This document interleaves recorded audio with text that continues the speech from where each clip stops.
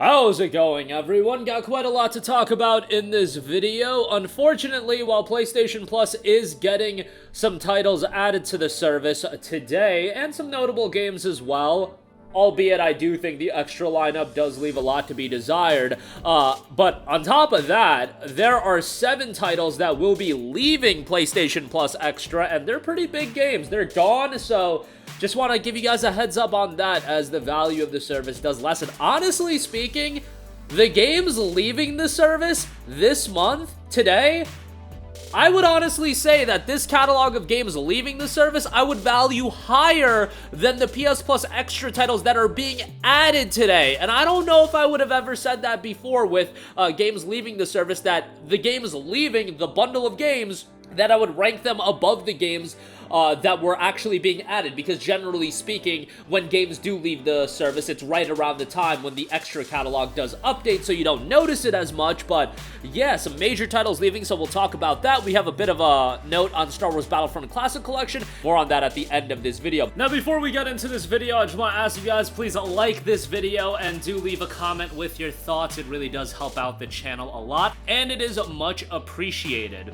But first of all, the titles leaving today on PS Plus Extra, they're pretty notable. Civilization 6, Chia, which was a day 1 PS Plus Extra title.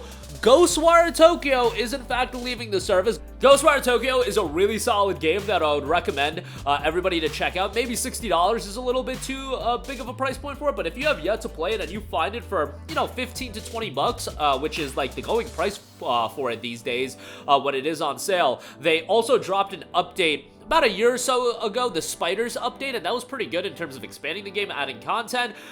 Enjoyed that game quite a lot. I thought the atmosphere was great. The story was incredibly compelling at first, and then it just falls off a cliff in the second half, which is unfortunate because I thought it was incredibly compelling to start off. Ambiance is great. Combat's pretty good. I know some people did push back on the repetitive aspect of the game, but overall, I thought with the different elemental abilities and whatnot, it was a fairly good game, and I would definitely give it a shout. Neo: The World Ends With You is leaving the service as well. Neo: The World Ends With You is awesome. One of the best soundtracks for a JRPG, and think about all of the great JRPG soundtracks. World Ends With You, to me, is top level across all JRPGs in history. World Ends With You and Neo: The World Ends With You. Look, it's a shame that these games don't crush it from a commercial standpoint, but both games were awesome. Hey, can we at least get a port of World Ends With You Final Remix or whatever it's called onto PlayStation 4 and 5? I get it, we do have to figure out a way to get the controls onto the DualSense controller or DualShock controller, but I'm sure they could figure it out, and it's a bummer that game's not readily available on more platforms. But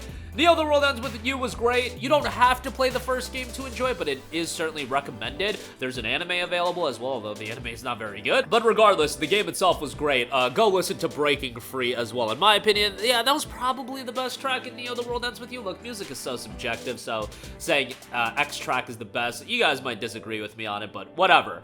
Haven is also leaving the service. Haven was a really good game if you wanted a game to play with your significant other. It had a story that I feel like casual consumers that aren't into video games, it's a very engaging romance story in the sense that it's a simple but engaging romance story, I should say. And let's be honest, there's a lot of people that are going to be into that and that aren't super into video games, that they'll be hooked on that. And the gameplay itself is super simplistic, so even somebody that's not super into video games, they can jump right into it. I enjoyed it for what it was. I would definitely give it a shout if you're looking for something to play with your significant other. Especially if you're looking for co-op titles, you can play it solo, but the game's meant to be played with someone else, so just keep that in mind. Code Vein is leaving the service. Anime Souls-like, really unfortunate. That game isn't as good as some of the top-level Souls-like, but it was a pretty damn good game, and that's another one that's a bummer that it's leaving. And Outer Wilds, which is a really well-received game as well. Again, look at the extra catalog update for the month of March, and then look at these titles leaving the service. I'm siding with the games leaving the service. You're talking about NBA 2K24 and DBZ Kakarot, kind of being the highlights. I get it, Marvel's Midnight Sun as well, but NBA 2K24 is the game that's literally front and center in the promotional imagery. But yeah, this month's extra catalog update is so, like, poor. And then you look at the games leaving the service: Ghostwire Tokyo, Neo The World Ends With You, Code Vein, Outer Wilds, Haven, Civ 6, Chia. Those are some notable titles that are leaving the service, so that is a bummer. And definitely, yo, Sony, get your S together when it comes to Plus Extra. Not enough people are calling out Plus Extra for what it is, but these catalog updates have been trash. Maybe trash is a little bit harsh. I mean, you get Resident Evil 3, you get NBA, Marvel's Midnight Suns. I get it, but man, we need some more quality in these extra catalog updates, and I get it that there's so many games that you could add, but hey, there's gotta be some titles that you can roll in there. I don't know, like, can you work out a deal with CDPR and get Cyberpunk into the catalog? I don't know, like, games at that level, is that too much to ask? I'm sure there's smaller games that people would appreciate as well. You know, Long Gone Days, I'll throw out a random game there. Long Gone Days is an underrated game that more people need to play. Why not add that? I don't know. There's definitely titles you could add that I feel like more people would be captivated by, but I don't know. Well, they're gonna do what they're gonna do, and I'm sure they're making money hand over fist, but I feel like Plus Extra, man, it needs some quality improvements, but some major titles leaving the service. Moving on from that, speaking of quality improvements, you want to know what needs quality improvements? Star Wars Battlefront Classic Collection. Update 1 patch notes. The Update 1 is available on Steam, and they noted we are in the submission and certification process for PlayStation, Xbox, Nintendo, and we'll release Update 1 on those platforms as soon as the process completes. We're continuing to make server-side adjustments to improve the online multiplayer experience, as well as planning for Update 2. Full change list, I'm not going to go over everything since there's a lot, but multiplayer fixed a crash related to client message sends, fixed the launch prompt to be present after timing out or selecting cancel joining a server, fixed password locked games to no longer appear via the quick match option, control scheme changes, fixed a bunch of stuff for Battlefront 1 and 2, visual adjustments.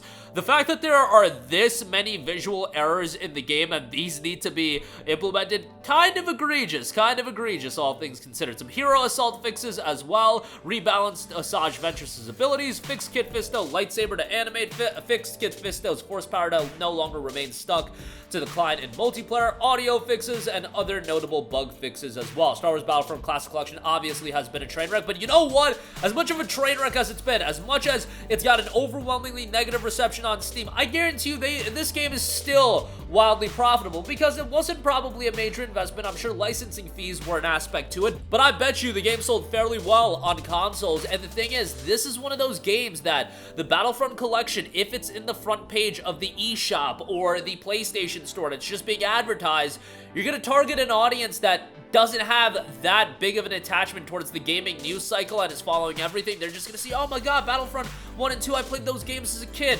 Total hit of nostalgia. $35 is an acceptable price point, and they're gonna buy it. That's literally what's gonna happen, and this game's probably still gonna do exceedingly well from a commercial standpoint. Right now on Steam, the concurrent player count is 846 players. 846 players! What are we doing here? Add cross-platform play. Just so much nonsense with this Classic Collection. It's just so unfortunate. If you want to play it from a solo standpoint, fine, by all means, do it.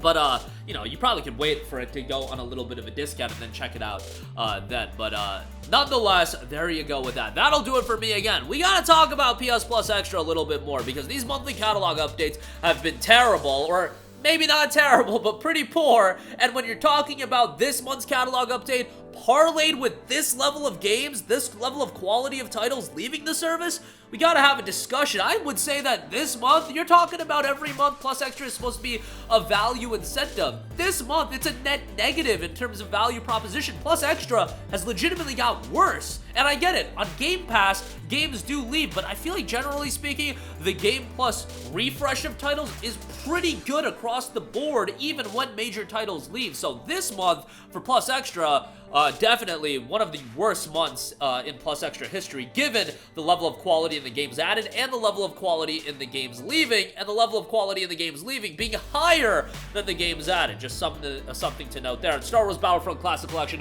Update 1 will be rolling out soon. Probably still don't buy that game until it's dirt cheap. That'll do it for me. Let me know all of your thoughts in the comment section down below. As always, sound off there. Thank you for watching, and goodbye.